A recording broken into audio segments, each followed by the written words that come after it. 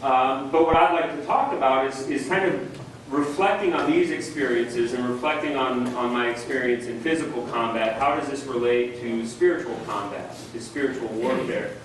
Because I do think that that analogy is applicable, and I think that there's a lot of things that we can learn when we reflect on that. So this is just kind of the experience that I'm coming from when I talk about it. And another thing that's going to kind of inform what I talk about tonight is St. Francis de Sales, and especially his work, The Introduction to the Devout Life. This book, I think, is phenomenal. It was letters that St. Francis de Sales wrote to a woman, and he was guiding her in her own spiritual life and kind of teaching her about the devout life, about living a good Christian life. And there's a lot of wisdom. It's profoundly good, profoundly insightful. And so that's going to kind of play into my reflections, and a lot of what I say comes from the reflections that he's offered us about how to live the Christian life well.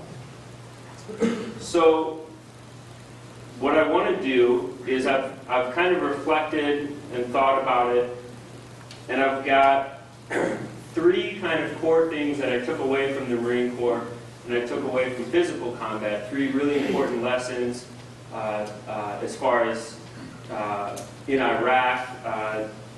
These are battlefield lessons that I think are really important. Then I'm going to relate them to the spiritual life. This is how it applies to us in the spiritual life. And then I want to offer some practical ways that we can kind of implement these, or we can live by these reflections. So that's where we'll go. So the first one, and this is something, if anybody's been in the military anytime recently, I don't know how long this goes back, but you hear this over and over and over again if you've been in the military anytime recently in Iraq or in Afghanistan. Complacency kills. You see this picture. It's just complacency killed, painted up in front of some sandbags. And these signs were everywhere. On every base we would go on, they're posted as signs. They're spray painted on cement barriers. Our commanders would say over and over and over and over again, complacency kills. And they would drill this into our heads because of the nature of the battlefield and the nature of the war we were fighting. This was especially important. The battlefield was everywhere. It wasn't like you could go up to the front lines and then you'd step back and take some time for rest and relaxation. No, anywhere you went, there was the potential for enemy action. And the enemy didn't wear uniforms. You couldn't distinguish between a civilian and an enemy combatant until you're in the midst of the fight. And one of the things is, on almost every level, we had the advantage. We had air support, we had artillery, we had better equipment, we had better training. On almost every level, we had the advantage, except for the element of surprise. Okay, except for their ability to ambush us, to hide bombs, that's when they were victorious, is when they catch us off guard. And so the way to protect ourselves from that, the way to defend ourselves from that, was always to have our guard up, always to be ready. And so we would be told over and over and over and over again that complacency kills. And this, to me, I think, is kind of a primary reflection to the spiritual life, because I think also in the spiritual life, complacency kills. And I think that we have a sense, or at least it's popular, outside of these walls, to say that, when do people get in trouble? When do people head down the road of damnation? It's when they murder somebody, when they maybe rape somebody, or when they steal, at least 7 figures. If you get away with 7 figures, then you got to worry about damnation. But otherwise, as long as you're, a fairly nice person, as long as you, talk to people in a nice way and get along and don't steal too much, your bases are covered. And I don't think that that's a very sound principle in the spiritual life. In fact, I think that if we're talking about people on the road to damnation, the vast majority are probably sliding down that path. The vast majority are probably heading down that path because of little compromises. The vast majority are probably heading down that path because they're not attentive to the spiritual life. They're not paying any attention. They feel like, well, I'm generally a nice person, so what is there to worry about? And so in the spiritual life as well, I think that complacency kills. So now I want to talk a little bit about what can we do to respond to this. And the phrase that I think that we need to pay attention to is re-enchanting the world. And this isn't a phrase that I came up with. I've heard different people say this, re-enchanting the world. And I'll give a couple of examples, and then we can talk more about it. But you see this picture of, you've maybe seen it before, the guardian angel with the two kids walking across the bridge. Re-enchanting the world is recognizing that all around us, okay, everything around us, everything that we experience is drenched in meaning, in significance, that God is present, God is intimately close, God's a part of everything we do, and recognizing that He's there, recognizing the significance. On the other hand, this is a picture from the Screwtape Letters, okay? The devil writing a letter. Remember C.S. Lewis, the Screwtape Letters. It's about these two demons that are tempters, right? Recognizing that there's always someone out there, a spiritual person out there, who's trying to lead us away from God. Okay? That everything around us has really this dramatic meaning. One of the things that I think about is, on my first deployment, so I was in 2nd Squad and 2nd Squad 1st Platoon, and there was this one particular day where our 1st Squad was out on patrol, and a buddy of mine, his name is Dan, he's walking down the street, and he's patrolling in the town of Mamadia, like we usually do, and he steps on, it's a pressure plate IED, so a victim-actuated IED. It's like a mine, right, like a homemade mine. And there's an artillery shell buried beneath him. Okay, so this artillery shell, he steps on it, it goes off, and an artillery round goes off right beneath his feet. Shrapnel and cement is flying in every direction. It knocks over a wall next to him, destroys the cars all around him, and he's unscathed. Okay, this debris, this violent explosion, and beyond hearing loss, he steps away from that, and he's unscathed. And this is one of those moments that I'm sure for Dan, and you think about it, and it's only by the grace of God did he make it through that step, right? Only by God's goodness, His blessing, could he possibly have survived that moment. But I think what's important to reflect on is really every single step leading up to that moment and every single step after that moment, we could say the exact same thing, right? Only by the grace of God, only by the goodness and blessing of God are we here today. He created us out of nothing. He sustains us for no other reason than His love for us. We don't contribute anything to Him. He sustains us just because of His love for us, of His goodness. And so one of the things I think we need to recognize is just this gratitude that we should have to the Lord, this thanksgiving that we should have, this recognition of it's only by the grace of God that we live in every single moment. I think that that's really foundationally important. I think another important reflection to have when we talk about re-enchanting the world is to recognize that everything around us is here. It's meant to point us to the Lord. It's meant to remind us of God. Now today, because it's a solemnity, the office gets kind of switched around. In morning prayer, there's a certain psalm that's from the first week of the first Sunday in the first week. And there's a part of it, it's not actually a psalm, it's from the book of Daniel. But this was the morning prayer that was prayed by clergy throughout the world, by Pope Francis this morning. And this is just a section of it. Every shower and dew bless the Lord. All you winds bless the Lord. Fire and heat bless the Lord. Cold and chill bless the Lord. Dew and rain bless the Lord. Frost and chill bless the Lord. Ice and snow bless the Lord. Nights and days bless the Lord. And the psalm goes on and it talks about all these different things blessing the Lord. And what I think is profound in that is we really need to look at the world around us as pointing us to God, and the whole reason for everything is to give God glory, to praise the Lord. You know, the trees are out there doing their thing. As one of my professors used to say, the trees are treeing in order to bless the Lord. You know, and the grass is grassing in order to bless the Lord.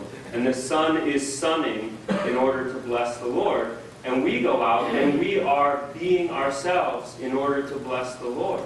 But everything that we do is meant to bring Him glory. Is meant to further salvation history, to work in some significant way in His divine plan. And that gives kind of a cosmic significance to everything we do that we can't be complacent about. And then on the other hand, there really are persons out there who are trying to destroy us, who are trying to kill us. And they attack us in the most unexpected of ways. And we don't notice it, we don't see it, but they're there. And they're trying to pull us away from God. And do we let them do that? Okay, so this is what I mean. And it takes vigilance, it takes attentiveness. But are we attentive? Are we attentive to the spiritual realities, which in a profound way are more real than the physical realities? And I hope that we are, because I truly believe that complacency kills. So what are some practical ways that we can live this? Because I think that that's also really important. How can we do it practically? I think that this, foundationally, is an issue of our imagination. Okay? And we think about the imagination, and we think that the imagination is what we dream up unicorns with, right? And the imagination is something that creates things that aren't real. But I don't think that that's a correct description of the imagination. The way I think of the imagination is the stomach of the soul. Okay? So the stomach of your body, right? We just had a wonderful meal. I told some of the guys, I was pumped when I got invited to come because I've been to a few man-ups and there's excellent meals, so I was excited about dinner tonight. But your body, right? You eat food, your stomach digests it, it breaks it down, and it turns it into things that are useful to your body, right? It gives you energy, it gives you nutrition, it makes it useful to you, right? Well, what I would propose is the imagination. It takes our experiences, it takes the things that we encounter every day, it breaks them down, it puts them in different categories, it digests them into usable pieces, and then through that, that's the lens that we interpret reality through. Okay, that's how we come to understand reality. So our imagination, like I said, the stomach of our soul, there's two things I think we need to do. I think we need to feed it nutritious things, and we need to cut junk food out. You know, one of the big problems that I think we have today is our imaginations are formed by things like South Park, things like romantic comedies that tell you that love is just this dramatic sexual experience, right? And that's all that love is. Our imaginations are shaped by pornography, and that's how we imagine sexual encounters, right? It's junk food, and it destroys our ability to see reality for what it is. Okay, but then on the other hand, we have to feed our imaginations with really valuable food, with good food, nutritious food. And a couple ways that I would suggest that. One is sacred art. Okay, icons are windows to the eternal, right? And the crucifix is a constant reminder of the love of God, right? So do we have icons up in our home? Do we have crosses up in our home? Do we have pictures of the saints, at our office, at our desk, in our car? Do we have sacred art? Because sacred art has this profound ability to remind us of reality, to keep us vigilant. Okay? I think another thing is everything that's created has the fingerprints of God on it. Everything that's out there has the fingerprints of God. But the most soaked in God's image is us, right? We are the privileged being that's created in the image of God. So spending time with people, of all the things that we do, sometimes we fail to be attentive to the people around us. And I think that that's a mistake. That if we want to see reality for what it is, we should pay attention to people.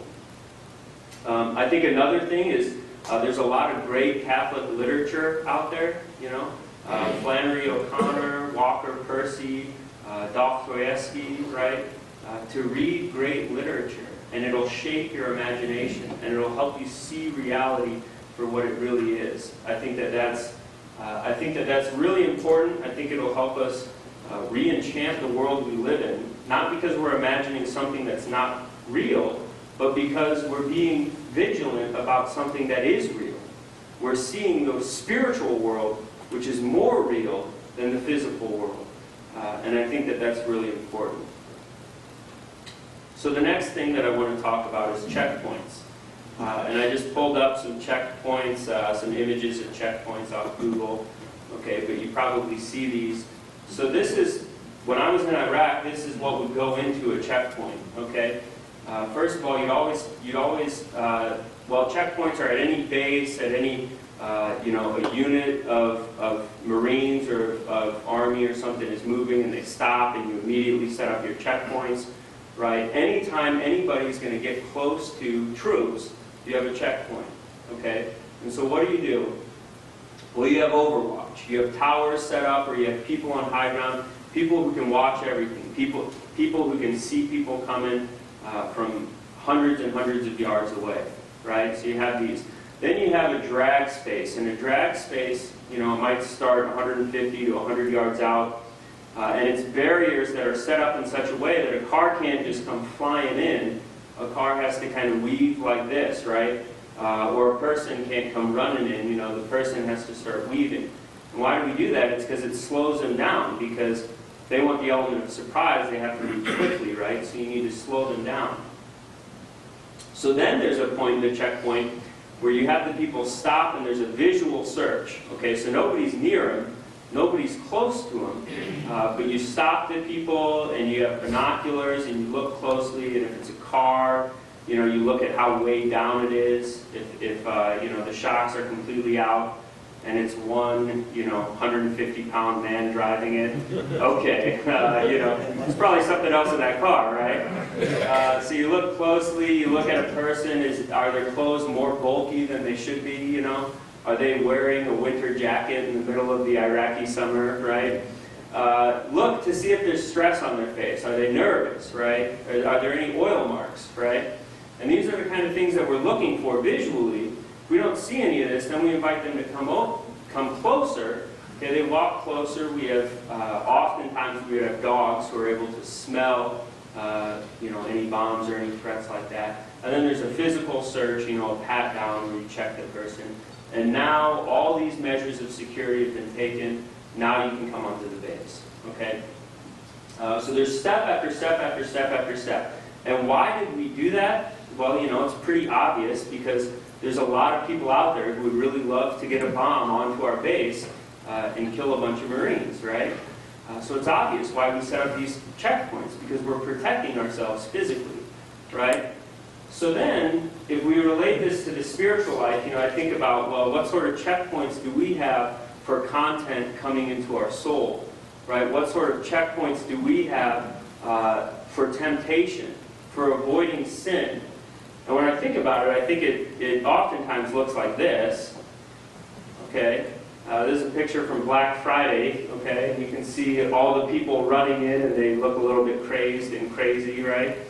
And this is how our souls would look, I think, if we looked at them, right? We're constantly bombarded by information, by sensual experiences, right? We're constantly bombarded by advertisements. And do we stop them? Do we check them out? Do we say, wait a second, this might lead me into sin, right? Do we stop when we're watching TV? Do we say, hey, how are these images affecting me? Okay, how is this message impacting me? Do we have checkpoints for our soul, or do we not? If you're like me, probably more times than not, we don't, right? And this is just dangerous, right? Because we know that there are things that are trying to get into us that will lead us away from God. We know that there are temptations that are trying to pull us away from God's love. Are we attentive to those? So the solution, I think, is spiritual checkpoints. And this is talked about by St. Francis de Sales in the fourth part of this book. He has a really beautiful commentary temptation and how to look at temptation. And I think that that's really important. So that's a picture of Jesus being tempted in the desert. So what does he say? Well, he says a few things. The first thing he says is that we should never lead ourselves into temptation, right? In the act of contrition, after confession, we pray, I promise to do penance, I promise to sin no more, and I promise to avoid whatever leads me to sin. Okay, do we take that seriously, right? We pray the Our Father, and we say, lead us not into temptation. Okay, but oftentimes God the Father is probably going, well, I'm not the one leading you into that temptation, You're choosing that. You're putting yourself there, right? And examples of that. Well, some of my friends from the Marine Corps, they were really into a particular show, and it was a pretty cool show, and they really wanted me to watch it, and they told me that I would think it was awesome. And it had a really great plot, it had a really exciting story, it had really interesting characters, and it also had a lot of violence and a lot of sex in it. And I started watching it, and I watched, more episodes than I should have, and eventually I had to say, this is a good plot, and these are interesting characters. This is leading me into temptation. When I watch this, it leads me into temptation because it kind of glorifies violence, and it intentionally is trying to incite lust. And I just can't watch it anymore. And I had to give it up, even though different parts of it were good, And sometimes when we have to do that, it's hard to do that. It's hard to give up things. And you say, well, there's goodness that's in here. There's just this one part that's bad. So I should just watch it and just forget about that bad part, right? Well, sometimes that might be true. Sometimes that might be true. Most of the time, I think it's because we don't take the spiritual life very seriously. Okay, and I have an example. What if at dinner tonight the chili was put out and we were about to eat, and then I came up and said, oh, just so you know, just by the way, I put some poison in some of the chili. It's not in all of it. I just poisoned a little bit of the chili. It'll kill you if you eat it, but the rest of it's good. Enjoy yourself. I don't think many people would say, oh, I'll eat around it. I'll notice, right? It's okay, right? No, we wouldn't do that. We'd say, well, I'm not eating that chili, right? Because it might kill me. And so with temptations, do we approach temptations that way? Another example is, for me, I'm kind of testy, I'm kind of selfish when I'm tired, right? And so a lot of times, it'll be in the evenings, and, I've had a long day, I've worked hard, and I just want to watch one show, right? I'm just going to watch one show. And it's a good show, it's sincerely not bad for me, it'll keep me up about an hour later than I probably should be up. But that's okay, tomorrow will take care of itself, right? That's putting me in a situation of temptation, because the next day I'm going to be tired. The next day I'm going to be gassed because I stayed up late the night before. And am I going to be impatient? Am I going to be selfish because I'm tired? I'm putting myself in a situation of temptation. So I think that's the first one, not leading ourselves into temptation.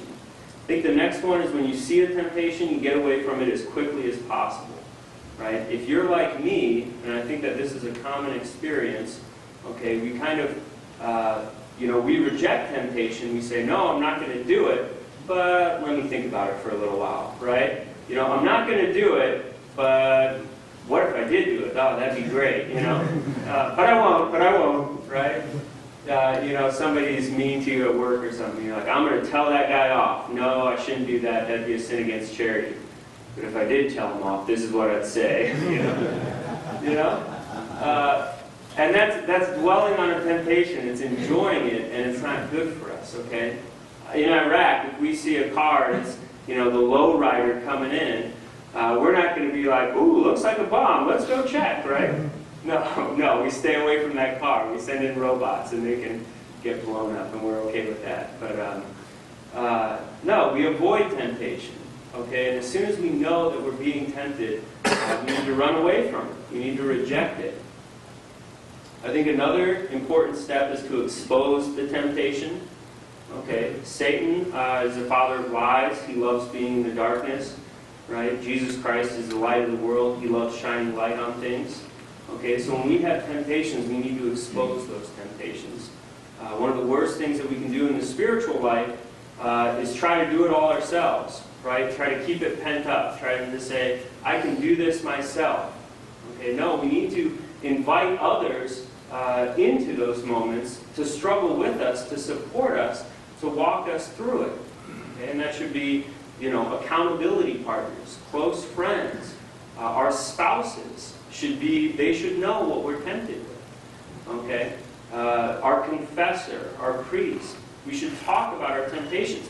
Because when we do that, it takes away Satan's powers, right?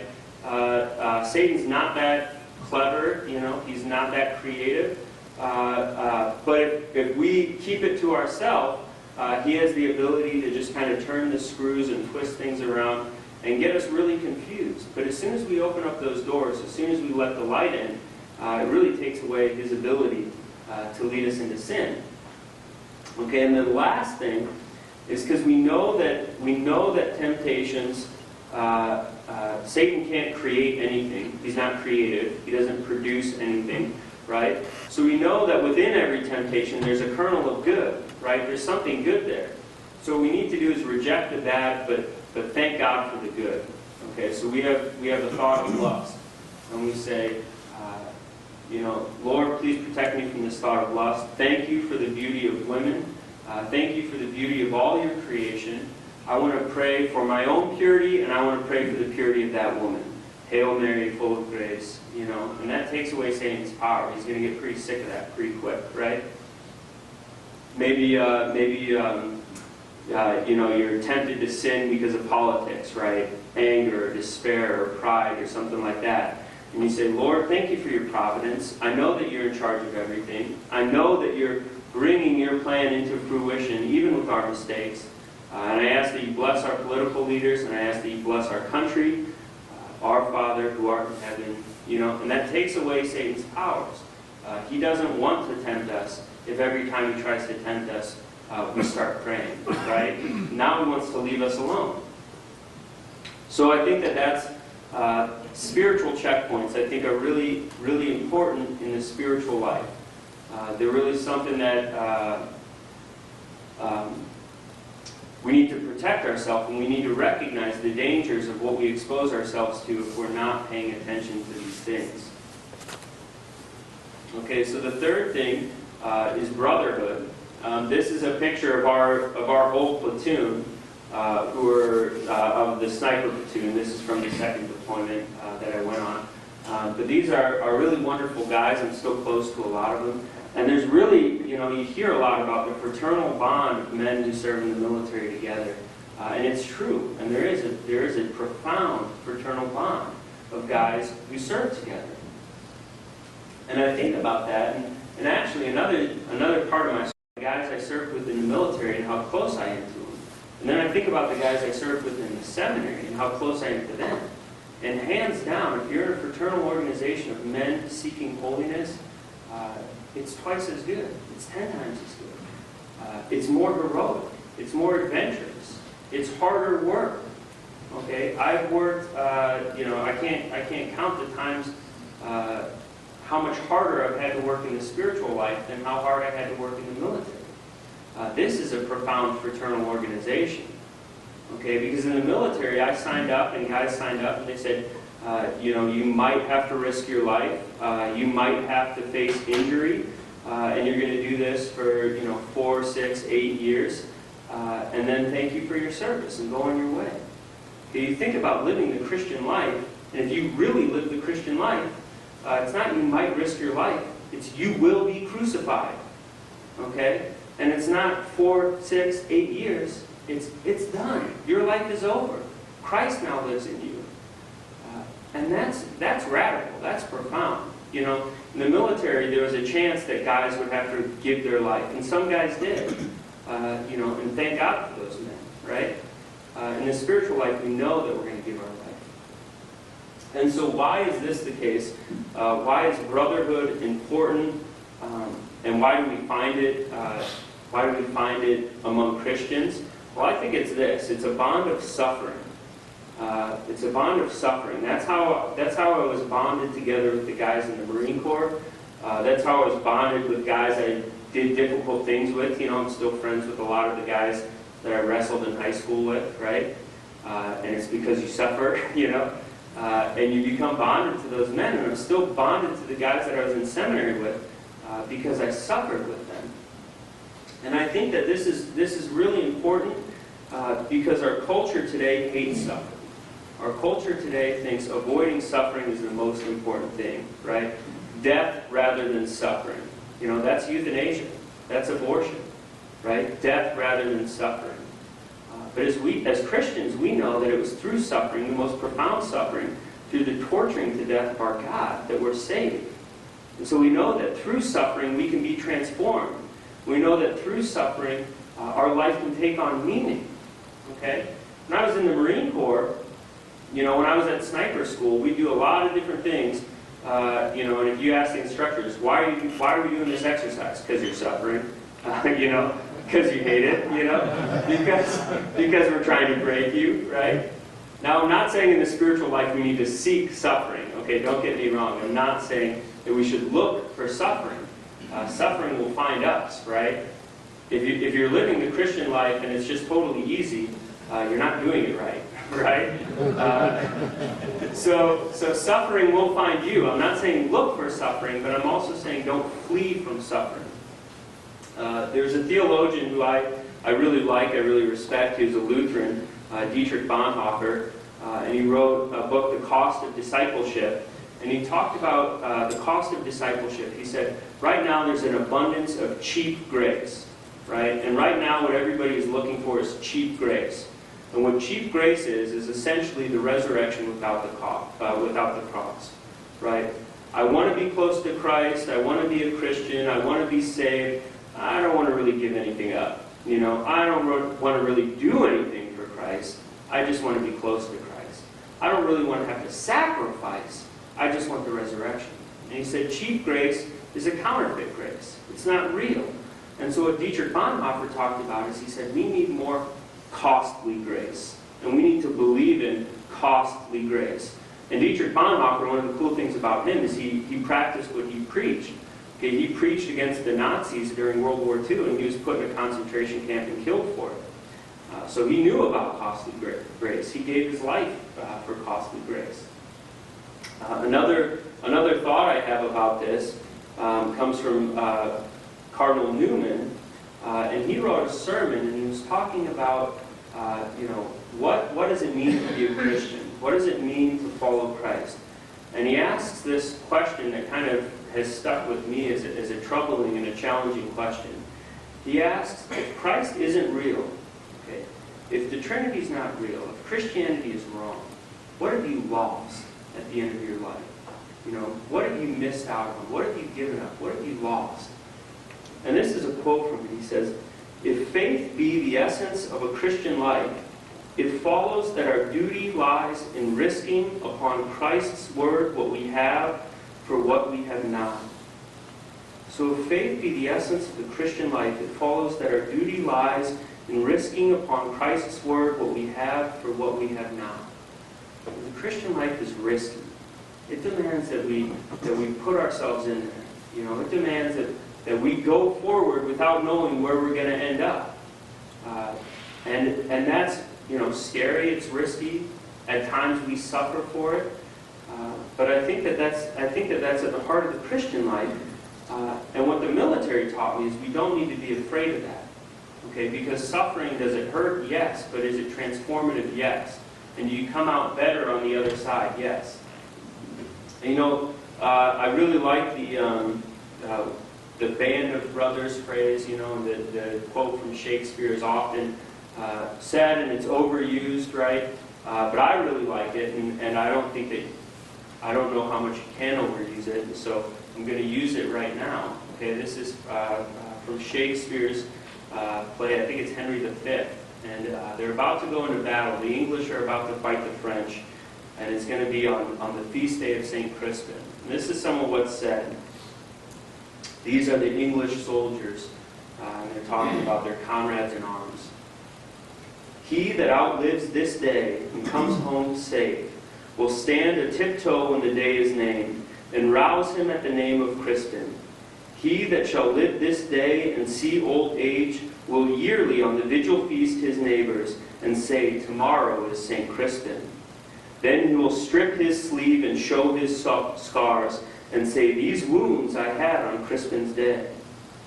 I'm skipping a few lines, but he says, from this day to the ending of the world, the we in it shall be remembered. We few, we happy few, we band of brothers. For he today who sheds his blood with me shall be my brother. Be he never so vile, this day shall gentle his condition. And gentlemen in England now abed shall think themselves accursed they were not here, and hold their manhoods cheap, whilst any speaks that fought with us on St. Crispin's day. I think that that's an awesome passage, a profound passage, and I think that it kind of relates to the spiritual life. And you know, one of the things in the military, when a guy's wounded, he receives a medal, right? And it's in one way it's an honor. And I'm not saying that, you know, guys don't look to get wounded or want to get wounded. Nobody's looking for that. But a guy receives a Purple Heart, and it's a measure of respect, right? And Shakespeare talks about, hey, he who fought with me shall roll up his sleeve and say, hey, these are the wounds that I got on St. Crispin's day. And in the spiritual life, you know, we all fall short. We all sin. We're all wounded. We all fail. And a lot of times those wounds are ways that Satan uses to shame us, right? And to say, you're weak, you're pathetic, you can't do this, okay, you're not worthy. But that's not how it is in physical combat, right? I imagine a day in heaven where we're going to pull back our sleeves, you know, and show each other our wounds. Like, remember this? Remember how desolate I felt in that moment? Remember how painful that was? But I came through. You know, I fought through that. Oh, remember this scar? This is when I lost that job, and I was so angry, and I was so bitter, and I was so dejected. I thought I was going to lose it. I thought I was a goner. And you pulled me through that. You brought me through that. Remember this wound? That it's not something to be ashamed of. You know, warriors in combat, guys get wounded, right? In the spiritual life, we get wounded. We fall short. It's nothing to be ashamed of. What's shameful is to not show up at the fight. It's not to participate. But all of us fall short in the fight. But some days, those wounds that cause us so much shame and hurt and pain right now, they're going to be badges of honor. You know, Christ's wounds were badges of honor. He brings that to his apostles and says, look at this, right? I think our wounds, I think eventually that's what we're going to be able to do too. And I think that the less we can, or the more we can reject that shame for our own woundedness, the better off we are. Okay, so the last thing that I want to mention is kind of turning things on its head a little bit, but receptivity in spiritual warfare. You know, if you guys are like me, as a man, you know, when I approach the spiritual life, I want to have a plan of action, and I want to have these 6 steps that I need to do, and this is what I need to accomplish, right? But in one way, in the spiritual life, all of us need to be feminine. All of us need to be passive and receptive. And the more docile we are, the more we allow God to act on us, the more profoundly we're transformed. And I think this is a hard thing for us to do as men, but I think that it's maybe the most important thing, is to be receptive to what God is doing in our lives. And I like this image of Mary and the child Jesus, because you see Mary, you know, she's looking down, she's passive, she's just holding Christ up. And Christ has his arms outstretched and he's looking straight forward. You know, he's got that 1,000-yard stare on his face. He's ready for action, right? He's ready to do some stuff, right? And that's how he approaches us, right? He's ready to do some profound things in our life, and we need to let him. Another thing that St. Francis de Sales says that I think is really good is he says that every Christian person in any walk of life, anywhere you are, you should spend 30 minutes of prayer a day. Unless you're really busy, unless you've got a lot on your plate, then you need to spend an hour. And that's St. Francis de Sales' recommendation. And I think that that's good. And now listen, that's a challenge, but I think that it's true. And this is something that I wrestle with, you know, because it's really hard to do. And I don't do it well. I struggle with it, okay? I don't do it well, but I need to, okay? And maybe you don't do it well, but you need to. And we need to do it together, right? Now, I promise you, you have 30 minutes a day of time. If during NFL season, if you watch one football game a week, on Sunday, if you watch one football game, that means you have at least 3 hours. That means you got 6 days covered, okay? And you got to find 30 more minutes on one of the other days, right? If you can watch a football game, you can pray for 30 minutes a day. And I think that this is really important. St. Francis de Sales says that this is extraordinarily important in the spiritual life. Another thing he says that is really important is what he calls arrow prayers, which are just a momentary, everyday, day-to-day, like walking through a doorway and saying, "Thank you, Lord, for my life. Lord, have mercy on me, a sinner." Or, "Lord, be with me in this next meeting. Lord, take care of me today." Those little arrow prayers, he says that those are imperative to the spiritual life. But again, what do we need to do? We need to go to the feet of Christ, and we need to allow Him to work on our hearts and allow Him to transform our lives. And I do think that not being complacent, okay, re-enchanting the world, paying attention to what's around us, I think that's dramatically important. I think spiritual checkpoints are dramatically important. And I think having a brotherhood, having a group of men that you serve with is dramatically important. But the most important thing I think is just sitting at the feet of Christ and allowing Him to transform our lives. So